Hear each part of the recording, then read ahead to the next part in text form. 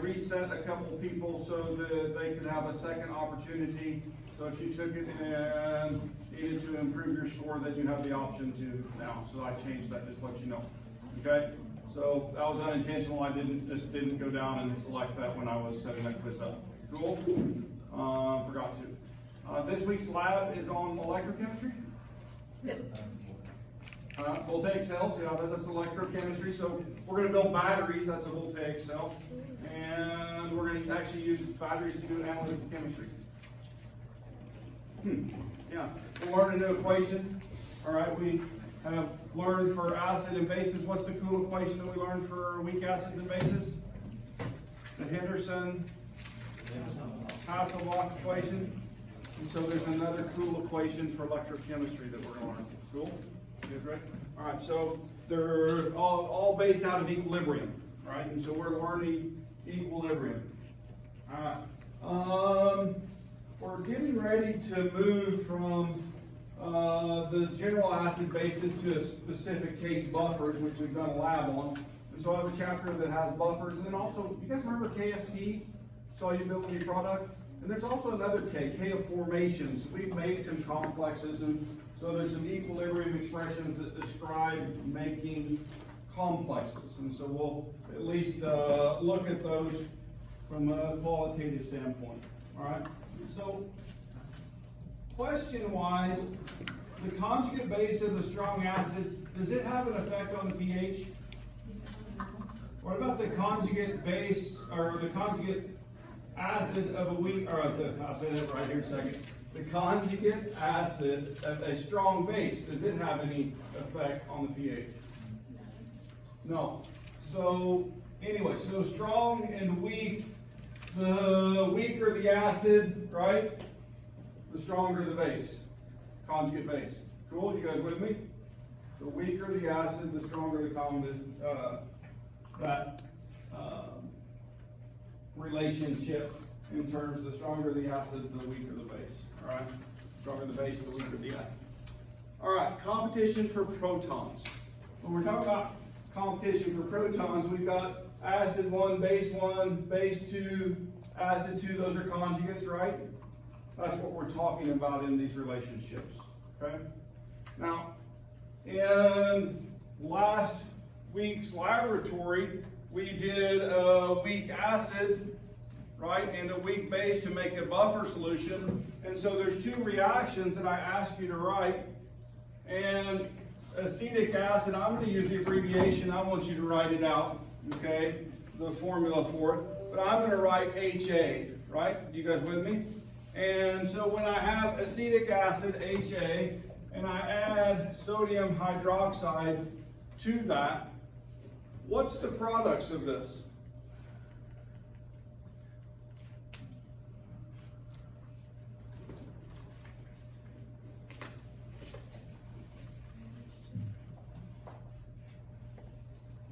What's the conjugate base of A? A minus, right? And now, I actually have left on the spectator here. What's the spectator in sodium hydroxide? Na plus, or wait a minute, I'm going to use that as another. That's the conjugate acid, isn't it? Okay, even though it doesn't affect the pH, because that applies right here, right? And so that means that I would make Na, right, plus A minus, which is aqueous, right? So those are both dissolved in solution, plus what? Water. Water. H2O. And so this is the reaction for when a base is added to a buffer system. Okay? That's the reaction that you would get. All right? What would be the other reaction if I added an acid to this same system?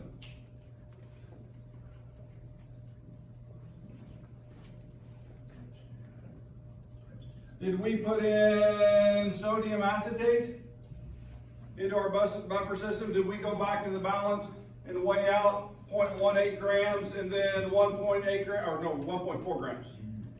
0.14 grams and 1.4 grams. Did we do that? Yeah. And we added that, so we put in the conjugate base right at the beginning. You guys with me, or wait a minute? The base, how do you want to say that, right?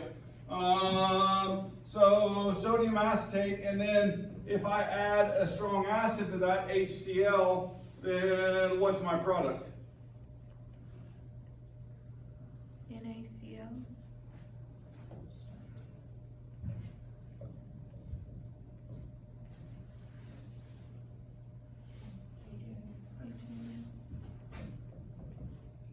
So that's the other thing that's made, right? You guys with me? And so these are the two reactions. Now I would want you to write out the acetate ion when you write that for me, right? CH3C, O, and then a hydrogen, however you want to rearrange that in numbering and lettering, okay? Now, I actually showed that in some slides. I actually have a similar slide in this set. I don't think it's the exact same one, but it's right here, okay? And so when we're talking about this, we started our buffer in this position, okay? Acetic acid and the acetate ion. And we added some base, right? And when we added some base, the concentration of conjugate acid went down, or the conjugate base went up, the acid went down when a base was added. And then when an acid is added, then the base goes down and the acid goes up.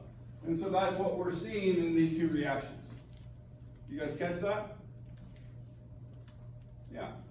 So just trying to make that loop or connection. And those are also in the lab lecture. I'm pretty sure those equations are.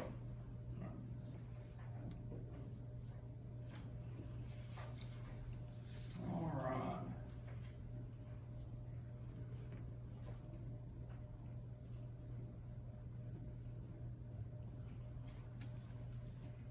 right. So I'm looking at this reaction on the top here, A minus plus H2O yields HA plus OH minus. What's going on here? What type of reaction is this? A minus is a, what would I call it? What's its name? It's a base in this case. It's in the reactant side, so there we would call it a base. What's its conjugate acid? HA. So you guys are identifying that, right? And then H2O is acting as what? An acid, and it gives its proton to the base, and so its conjugate base is OH minus. You guys catch that? Yeah. So you're getting better at these, I think, right? Because everybody's nodding their head. Most everybody is. Okay? So now, I want to talk about a mathematical relationship. Okay? Because there's a whole bunch of tables. Now, ours in our textbook has KAs and KBs, right? You guys with me? Now, if I take a reaction and I flip it over, right, it changes the reaction. But in acid-base, when in a way I'm flipping it, but in a way I'm not, right? So there's a second equilibrium that gets involved. Okay? And that's the equilibrium of Kw. You guys remember Kw? Kw is equal to 1 times 10 to the minus 14, right? And so when water's involved, and in one case it's acting as an acid, and when I flip the reaction around and it acts as a base, then I have to include that in my equilibrium expression. Okay? So when I'm given a table full of KBs, and I want to find Ka, then I can take the relationship that's expressed here, and I can solve for Ka and find Kb, or vice versa. You guys see that? Yeah. And so that's the relationship that's shown in that expression for the reaction above. Okay, so I can flip those over. So if I can't find the Kb for a particular acid or base, then I can flip it over and use the Ka. Cool? Yeah, so it's convenient. Chemists should know this. All right, chemists should know this. All right. Acid-base properties of typical ions and solutions. So all of these anions over here right? Could they accept a proton? Yeah. They could, couldn't they? So those are all, I'm going to use the word bases, but now, do those affect, any of those affect the pH? So then, I'm going to ask you a second question. If I make an acid with any of those ions, what type of acid would it be? Conjugate acid. No? Strong, right? Because they don't affect the pH. That's what it's, when it says neutral up there, that's what that means. Okay? So then if I'm putting OH with any of these, then what do I have? A strong base, because they are neutral, they don't affect the pH. Yeah. So those are weak bases on top, right? And weak acids, weak, so weak they don't affect pH. You guys with me? Okay. But that doesn't mean they can't, by the Lewis definition, accept electron pairs and so on. Okay. Now these, right, basic ions, and so if I'm looking at those, then the top one is our acetic acid, right, on the top left. And so that's conjugate base, basic, and it's got a negative charge in that sense, right? If I move over on the right-hand side, why are those ions acidic? Why are those ions acidic? They were given in hydrogen. They have an additional hydrogen to give, don't they? Yeah, so I can pull out sodium hydrogen sulfate from a container and I can put it into my system and it can act as an acid. But what else can it act as?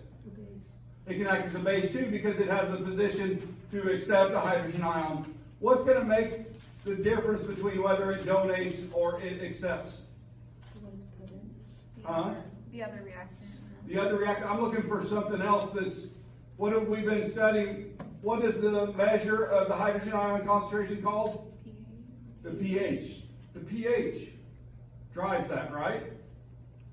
When it's very acidic, then HSO4 would become H2SO4, right? When it's basic, then it would deprotonate and become SO4. You guys get that? Yeah. So think about that in that way. And then there's aluminum, for example, ammonium, the ammonium ion, and then transition metal ions. They can all act. And so those are typical ions. I always like put a H plus right there, but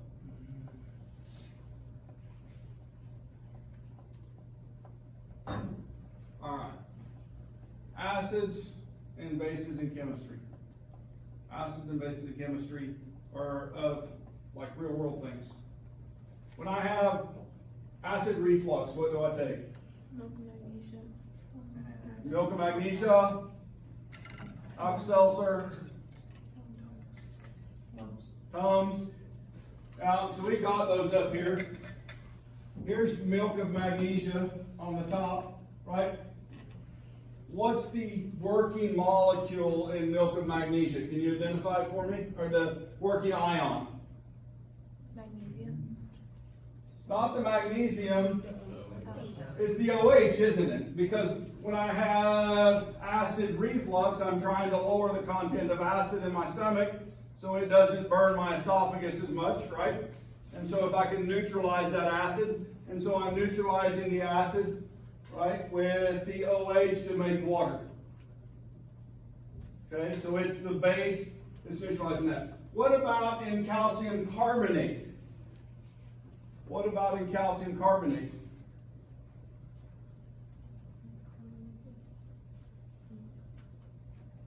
What's acting as the base? H3O. That's actually the H3O plus is the acid, right? It's the carbonate, okay? The carbonate can accept protons to become carbonic acid, and when it becomes carbonic acid, right, then it falls apart to make what? CO2 and water. So now, if you're feeling bloated and you take a carbonate to neutralize your stomach acid, what's it do? Make you more bloated. It'll make you burp, right?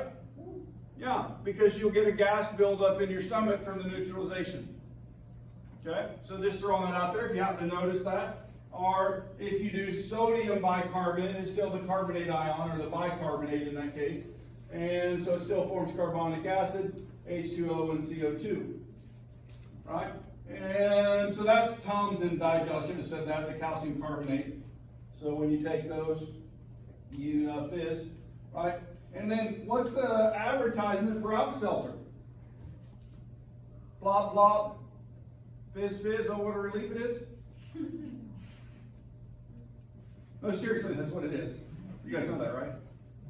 Am I the only one in here? Oh. All right, so baking soda and Alka-Seltzer, and then aluminum hydroxide is in Amphigel, and then dihydroxy aluminum sodium carbonate.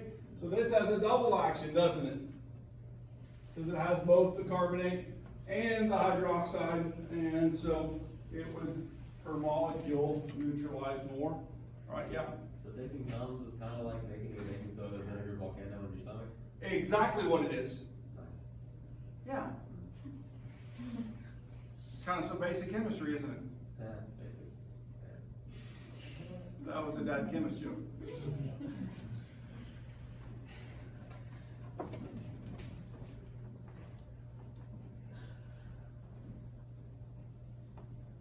You know, I was telling you guys all of the puns about sauces last week, right? It was just a whole cocktail of sauce puns.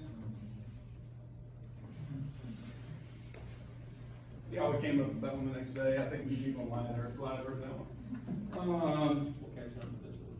Yeah, we'll catch up eventually. Oh my God.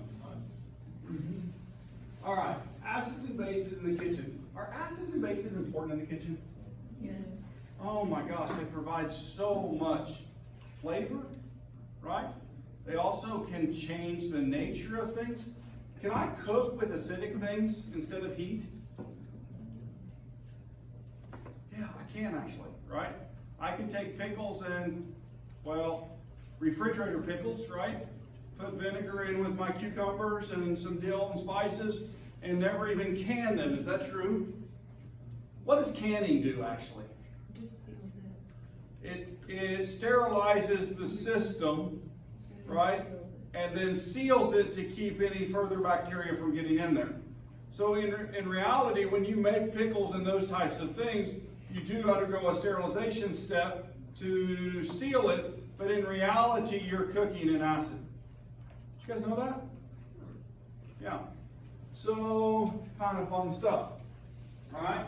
Now, there's other chemistry that goes on. If I take baking soda and I put it into my cooking batch, right?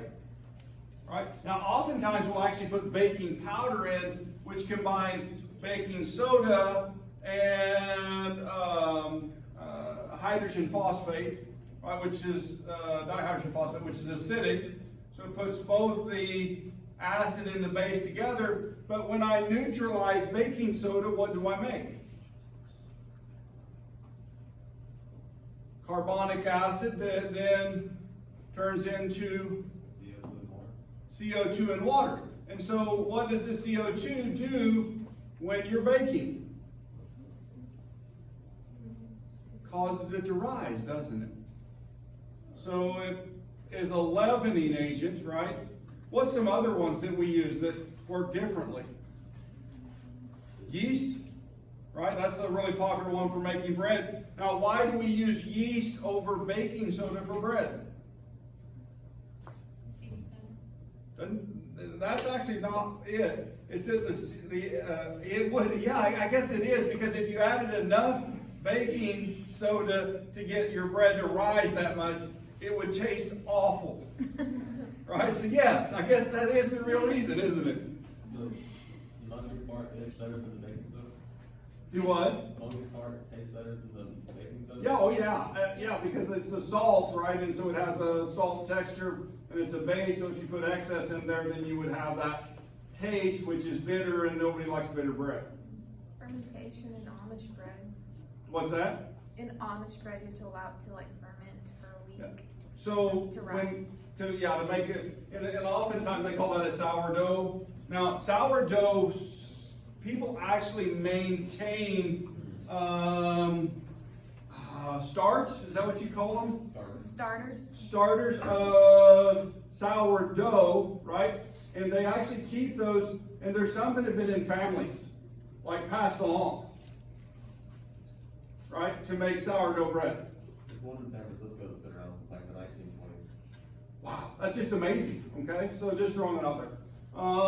But that's a fermenting process, and it keeps the same strain of yeast alive and going, and yeah. Anybody sourdough fan? It's, I had mixed feelings. I like cooked and sold Amish bread. Do what? I like cooked and sold Amish bread one year for Christmas, and I Yeah. made literally 100 loaves. Oh, It was a wow. lot of cooking. I'm not a big bread baker. My oldest son loves to bake, and he makes breads all the time. And like one of our COVID favorites, we would actually make Greek pita bread, and then I would do the meat. And we did heroes, right? Gyros, or however you want to say it. I don't care. We can have arguments about that. I think it's hero because it's really good. But he would make the bread, and I would make the meat. We'd make the sauce. Everything from scratch. Okay, so great way to enjoy staying at home. Milk has lactic acid in it. Now, an interesting thing about milk, coffee, for example. Coffee is more acidic than milk. Lactic acid is a weak acid. And if coffee bothers your stomach, put a little bit of milk in it. Right? And the lactic acid will elevate the pH, buffer the pH to a little bit higher pH so it isn't quite as hard on your stomach. Yeah. So, little hint and tip. Now, if you're lactose intolerant, you probably wouldn't help yourself any. What if it just tastes bad? What's that? Coffee when it tastes bad? What if it just Put more milk. What I do. Actually, my wife makes such strong coffee. This is the truth, guys. Okay?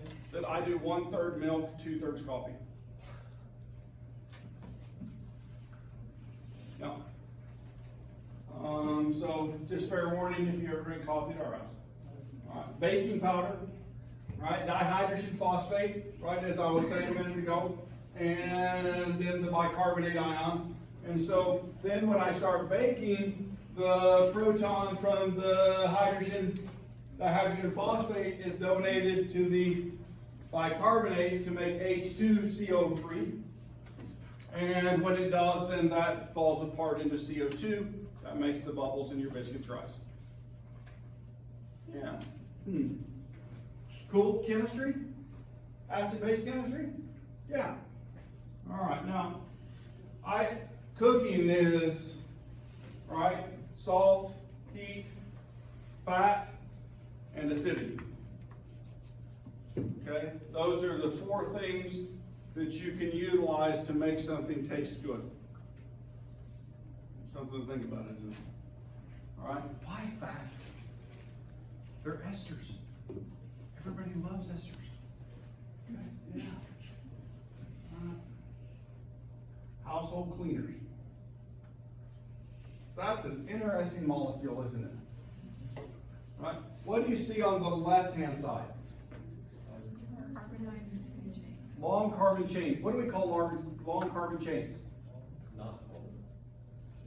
Non-polar. Yeah. Fatty. Now that's a big, long, fatty chain, right? Yeah. So all the way, even the benzene ring, and then on the other end is SO3 minus. Right, now it's showing a sodium, but what happens when I drop it into water? It dissolves, doesn't it? It becomes aqueous. Now, but that big, long, fatty chain, does it want to hang out with water? No, so let's say my wrist is the sulfur group, right? And my fingers are the fatty groups. And what they do is they turn and they find other fatty groups. And they all get together and they hang out and they make these things called micelles. Okay? Now then I take that detergent and I put it in my washer and I agitate it in solution, right? And it's going around and it's running into everything in there. And so those fatty chains are exposed enough that when I have grease or oil on my clothes, then it hits that grease or fat or oil on my clothes. And where do they want to be? With the water or with the fat in the fatty chains? They want to be with the fatty chains, don't they? Light dissolves light. And so what happens if I let that agitate for an hour and then spin that water out? And my fats and oils that were in my clothes leave with that oil part. Right? Now if I have salts on my clothes, water-soluble things, do I need detergents? I don't. They should just dissolve. Now, I might need to make it a different pH to get them to dissolve, just to throw that out there, because sometimes does pH affect things? Yes. Okay?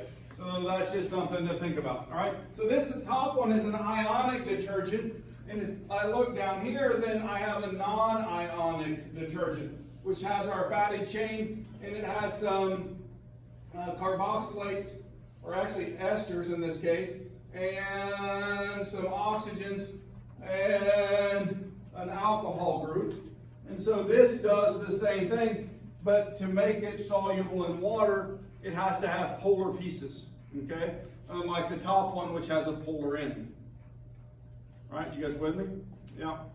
So, household cleaners. So they utilize both solubility, they also use acid-base chemistry, and those types of things. And so this is a typical detergent. So a detergent that you're using in your washer is not just the agent that removes the oils. Well, they put in other things. What's the sodium carbonate do?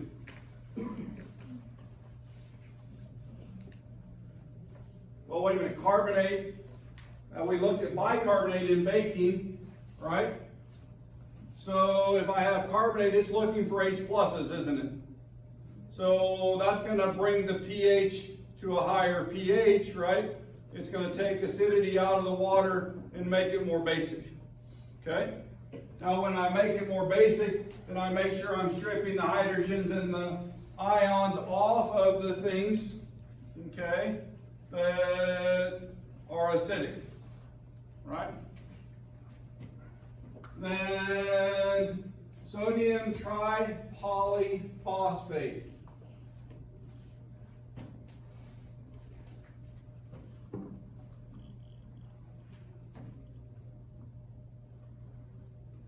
Keeps soap scum from forming. And then sodium metasilicate. Well, silicates, what do they do? What are they? Abrasive material. Low foam surfactant. Low foam, we don't want foaming surfactant like stuff that bubbles out like dishwashing soap. Anybody ever tried filling their dishwasher with just regular dishwashing soap? What's the result? Bubbles come flowing out of the dishwasher. It's a huge mess. So that's high foam, right? Surfactant. A low foam surfactant doesn't do that, right? Now I still put like just any bit of dishwashing detergent. Like when I put in, I use pods now. How many people use the pods? Because they're just wonderful. It's one size, it's no mess. You grab one, plop it in there, and then you grab the soap from the sink side and you squirt it in on the dishwasher door, just a little splash of it. And what happens is your glassware comes out cleaner. It's just and actually the pods even have some in there. It just continues that action for a little bit longer time. And so anyway, so now I know this because I do dishes at my house most every day. Okay, I emptied the dishwasher this morning. I filled it last night before I went to bed. Cool, you guys, so I hate it when my glasses are spotty. I use the rinse aid, okay? If you don't have any rinse aid, what can you substitute? Dishwasher. No, not dishwashing soap, no, vinegar. Okay, so that acidity will help to rinse. All right.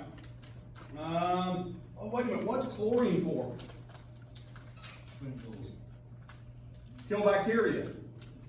Now, do we want to kill the bacteria on our plates, bowls, things you've left in your refrigerator for 3 weeks? Other ingredients, colorings, right? So it looks attractive to the eye, because who wants to put something in a dishwasher that's ugly? Yes. What is this soap dish wash without colorants? Dish soap without colorants. Most things I think all of us would tolerate without color. Does that make sense? But they still add them. I mean, there are certain foods we may not eat, right? Because the color is awful. I mean, what's worse than trying to eat brown guacamole? Right? Even though you guys know the flavor's no different, it just looks gross. Yeah. My colorblind uncle was making gravy at one point for a bunch of kids, and he thought he was putting brown food coloring in the gravy to make it a little darker, and instead he was putting bright green food coloring, and the kids freaked out. So he made bright green gravy? Yeah. Oh, that's so cool. What an idea. The kids did not think so. They refused to eat it. Oh. I would have. Had green teeth and everything. It's fun. Alright. Buffers. So this is a question. I thought I saw a hand, but I don't know where. Never mind. Buffers. This is a definition that we learned in lab last week, right? A buffer is a weak acid and its conjugate base in a system that maintains the pH in a narrow range. Okay, a buffer, right? Could it also be a weak base and its conjugate acid? Yeah. So, buffer. So, resist pH change. We also learned the Henderson-Hasselbalch equation, right? pH is equal to pKa plus the log of A minus over HA. We can use that to find the pH of a buffer system that we made or determine the ratio of what we're going to use. We're going to use this equilibrium expression at the top to solve a problem here in just a second. All right, so Henderson-Hasselbalch, or as my quant students would say, the Hasselhoff.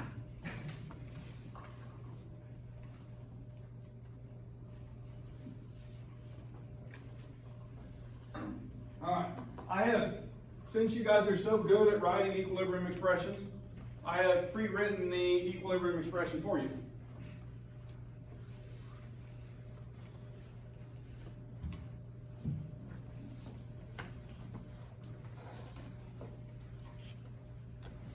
And this says, describe how 1 liter of pH 10 ammonium chloride buffer solution would be made using concentrated NH3 14 molar and solid NH4Cl or ammonium chloride.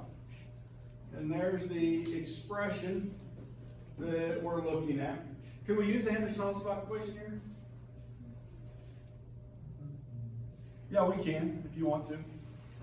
You can plug in that 10 and, well, let's look at that. Let's do it that way, just for fun. pH equals the pKa plus the log of A minus over HA.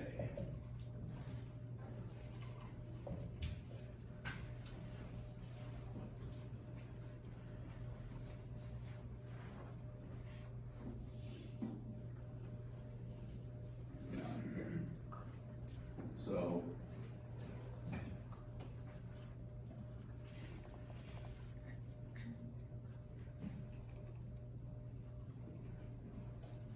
all right. so we know that we want a pH 10, right? And then this equals the negative log of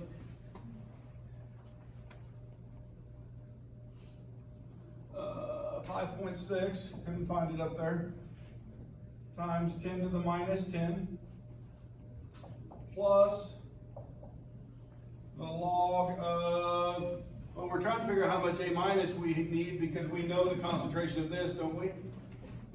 So the log of X over 14. And now all I have to do to find the concentration, right?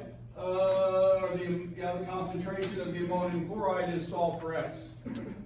You guys catch that? No? So can you guys solve for X right here?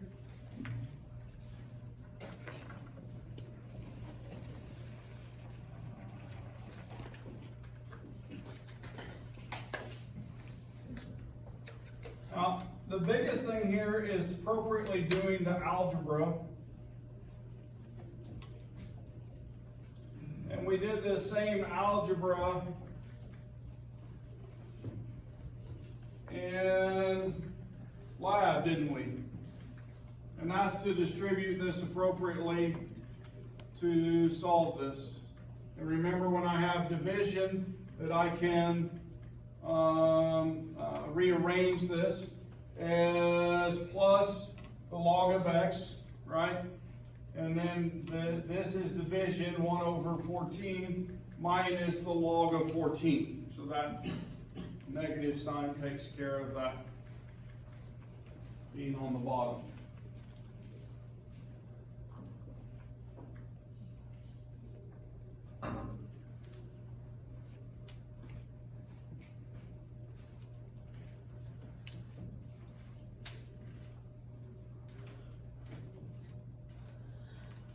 Somebody gets to X, let me know.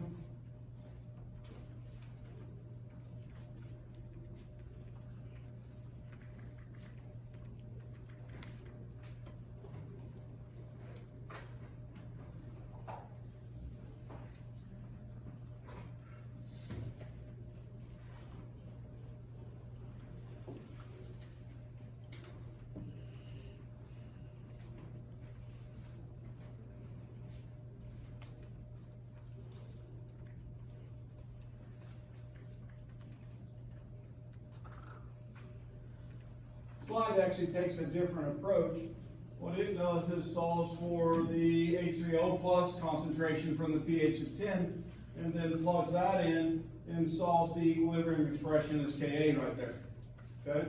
So each method is just as viable. Okay, just to let you know that. And so if you're doing it this way, what you're trying to do is you know the concentration of this, you know the concentration of this, and so then we solve for the ammonium ion in that fashion. Okay? So you can do it either way. But when I get to X here, I think this should be 2.5. Is that what you guys are coming up with?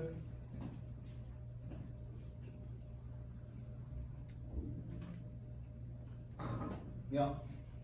Well, the part of the problem that I'm kind of stuck at is I have log of X equals 1.8942, but I don't know how to get rid of the log. Okay, so you have log of X equals what? 1.8942. 1.8942. All right? What do we do?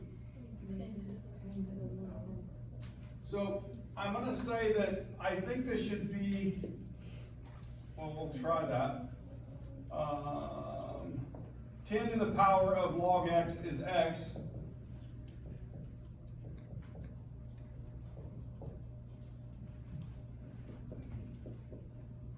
See, that's what I did too, but then you get like 78.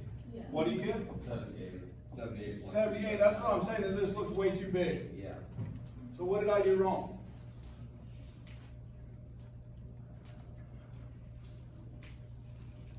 That's correct.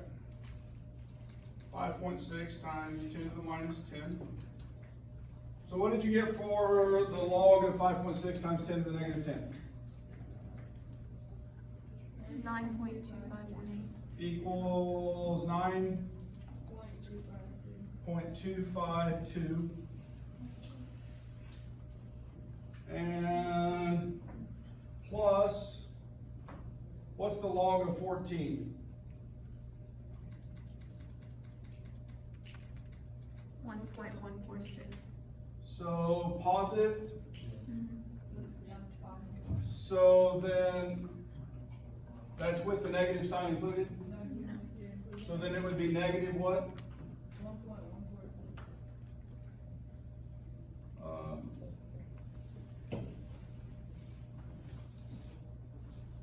And Value equals 10.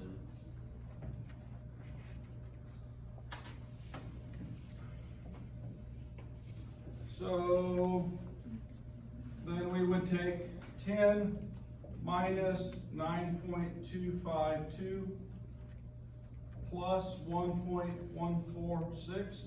You still get 1.894. And that's the 1.894 up there.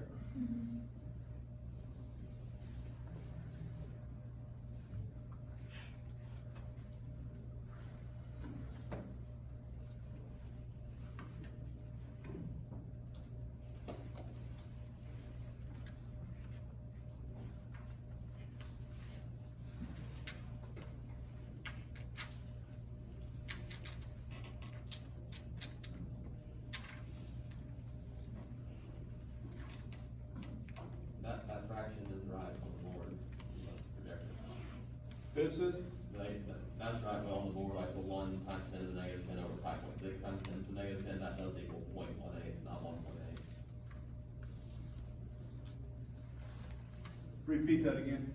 They're both correct, the projector and the board, both math check out. Like he's saying he typed it in and it's like. Like that fraction on the whiteboard does equal 0.18. I don't know why we're, but over here. Because all we're doing is we have logarithmic math going here, right? And then come back to, and then convert it back. We should get the same answer both places. So if you're looking up here, the ratio of H3O plus divided by Ka is equal to 0.18, right? And then if you take the 0.18 and multiply it times the ammonia concentration, which is 14 molar, yeah, we use that right? Then we come up with 0.25. Is that math right? Yeah. 0.18 times 14 is 2.5?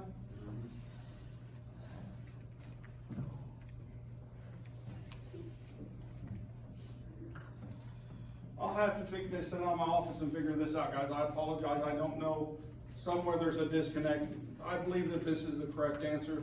If you have 78, I think that is excessive for the system. Does that make sense?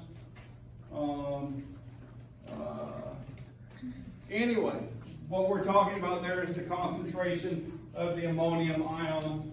And then once I have the concentration of the ammonium ion, then what we're looking at is to multiply that concentration times the volume times the molecular weight, and then I would get to the grams per mole. Does that make sense? Same thing we've been doing all year. And so anyway, 130 grams of ammonium chloride for that system. Okay? I'm not sure what happened here. Like I said, I'll have to go back through and see what I did dumbly. Yep. I got 7.8 times 10 to the negative 3. 7.8 times 10 to the negative 3, which would be, The only thing I did different is I had a negative 10 instead of positive 10. yeah, but this wouldn't be a negative 10 because this is the pH. Right, but I had flipped. Yeah. I'll work back through it, I'll set it up. Now, there's one other thing that I have to do that I had forgotten until just this moment, because this crashed and burned, and like I said, I don't know why, because that's just, should work every single time. Right, and I've done something wrong, but I don't know what it is. The other thing that I did wrong the other day, and I said think about it over the weekend, was I wrote an expression, NaOH plus H2O yields, and I said what is the product of that?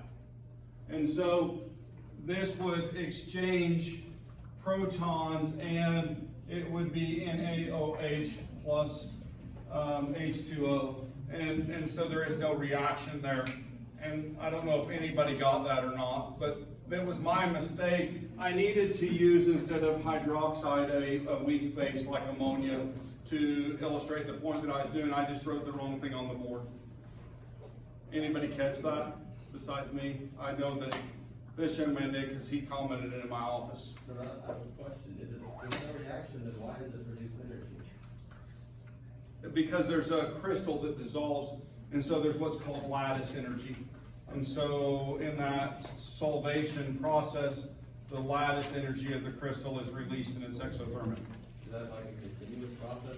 No, once it's all dissolved, then that heat will dissipate into the atmosphere and won't stay hot. But if I were to like dehydrate that system and remix it, If you dehydrate it, you have to put in energy to dehydrate it, and so it would store that energy back up, and then when you solvate it again, it would reduce the heat. So it was a mistake I made. I'll work through this and see if I can figure it out. So I'll stop there. I'll get that bad. I'm sure we'll talk about capacity next time. Have a great day, guys.